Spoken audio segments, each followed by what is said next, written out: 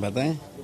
जी आशीर्वाद दे दिया है आपने, मुनीष जी के सर पे हाथ भी रख दिया है, क्या इसे पूरा आशीर्वाद माना जाएगा? देखो, मुनीष मेरी बेटी समान है और हमारी प्रथम नागरिक है, जयपुर की चुनी हुई नागरिक है। और लोकतंत्र में आगे बढ़ने का सबको अधिकार है। हिम्मत करके इसने 2 बार चुनाव लड़े, दोनों बार जनता ने इसको जिताया। अगर अब इनके मन में अपने पूरे विधानसभा क्षेत्र का नेतृत्व करने का अगर मन में अगर लालसा है, लक्ष्य है, तो लोकतंत्र में सबको है। और आज ही फॉर्म देने के लिए आई है मेरे को नॉमिनेशन पार्टी की तरफ से। नॉमिनेशन तो पार्टी फैसला करेगी कि सिविल लाइन में कौन लड़ेगा, उसके बारे में तो मैं कुछ कहूँगा नहीं। तो रफ़ीक जी के इलाके में भी फार्म आए, अमीन भाई के इलाके में भी आए, अर्चना के इलाके में भी आए, गंगा देवी के इलाके में तो करीब 70 से ज़्यादा हैं। इसका मतलब ये थोड़ी कि गंगा देवी के खिलाफ है। सवाल है आदमी की एक महत्वाकांक्षा होती है। राजनीति कोई ये मंदिर के पुजारी का खेल तो है नहीं कि साहब पुजारी सबको पंजेरी बांटेंगे। जननायक अशोक गहलोत जी ने जो नीतियाँ दी, और मैं सच कर रहा हूँ शशि जी, मेरे 45-46 साल का कांग्रेस का मेरे जीवन जिया है मैंने। और मैंने बहुत चुनाव देखे हैं। हर विधानसभा के चुनाव में मैंने हर विधानसभा सीट पर कोई 5-7 से ज़्यादा गंभीर उम्मीदवार नहीं देखे।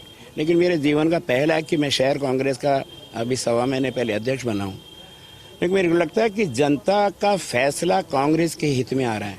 तो हर विधानसभा क्षेत्र में 15-20 से कम तो है ही नहीं।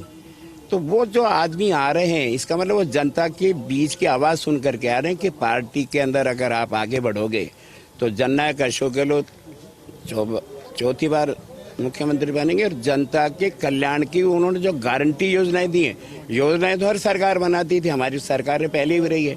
लेकिन जननायक अशोक गहलोत ने हर काम में गारंटी दी है कि मैं काम करने का मेरा इरादा नहीं, मेरी गारंटी कि मैं तुम्हें चिकित्सा की सुविधा दूंगा, मैं तुम्हें महात्मा गांधी स्कूल में अंग्रेजी स्कूल की पढ़ने की सुरक्षा दूंगा, मैं गारंटी दे रहा हूँ। और गारंटी दी है विधानसभा में पास करा कर के मैं पेंशन स्कीम की गारंटी दे रहा हूँ। मिनिमम 1000 रुपया मेरी माँ बहनों को मिलेगा।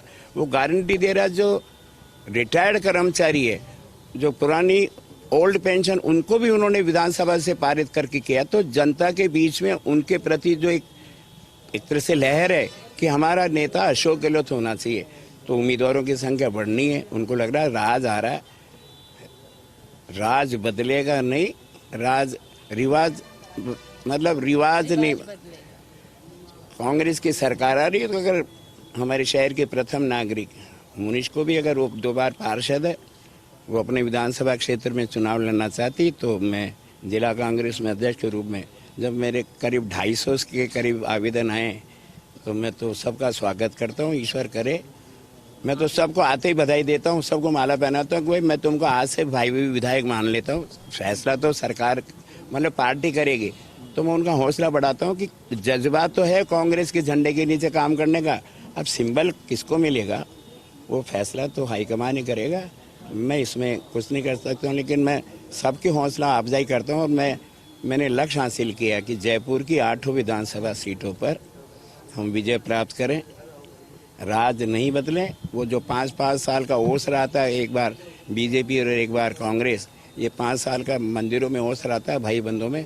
अब की बार जनता ने फैसला किया है, 36 कौम ने, हिंदू मुसलमान सिख ईसाई बौद्ध पारसी जैन, सब ने फैसला किया है हमारे लिए जो जिंदगी में गारंटी दे करके हमारी सुरक्षा की, हमारी चिकित्सा की, हमारी पढ़ाई की, हमारी रोटी रोजी की जो गारंटी दे रहा वो अशोक गहलोत है। इसलिए उम्मीदवारों में भी संख्या में बढ़ोतरी हुई है। और ईश्वर करे उम्मीदवार तो एक होगा। मैं सबसे कह रहा हूँ उम्मीदवार एक होगा। हमें 8 विधानसभा में 8 उम्मीदवार मिलेंगे। हम सब इस बात को भूल जाएंगे कि मैंने भी आवेदन किया था। फिर जिसको भी हाईकमान हमारा चुनाव चिन्ह दे, ईमानदारी से हम उनको जिताने का काम करेंगे और राजस्थान की राजधानी में एक नया आयाम स्थापित करेंगे। आप जिलाध्यक्ष भी हैं सर, आपको नहीं लगता है कि ये जो पार्षदों में और महापौर के बीच में कांग्रेस वालों में आपस में विवाद चल रहा है, उस परिस्थिति को आपको भी कुछ सुलझाना? नहीं, महापौर तो पार्षदों के लिए बैठी थी जैसी मेरी जानकारी है। 5 आदमियों की बीट का मैं कभी निगम में गया नहीं पूरे जीवन में। लेकिन मैंने अखबारों में पढ़ा था कि जब पार्षदों ने अपने वार्ड में अतिरिक्त 5 आदमियों की मांगी थी तो मेयर साहिबा ने आदेश जारी कर दिए थे। अब चुनी हुई मेयर है, चुने हुए पार्षद कांग्रेस के, हमारा बहुमत हेरिटेज में, और वहाँ पर अगर उनकी बात को नहीं माना जा रहा तो वो जो को भी अधिकारी थे उनसे इन्होंने यही तो कहा था कि वो फाइल को आप निकाल दो। अब जब वो हठधर्मी पे आ गए तो पार्षदों ने जब उनके लिए कहा और उनका साहब हम तो यहीं बैठेंगे, तो मेरा मानना है ये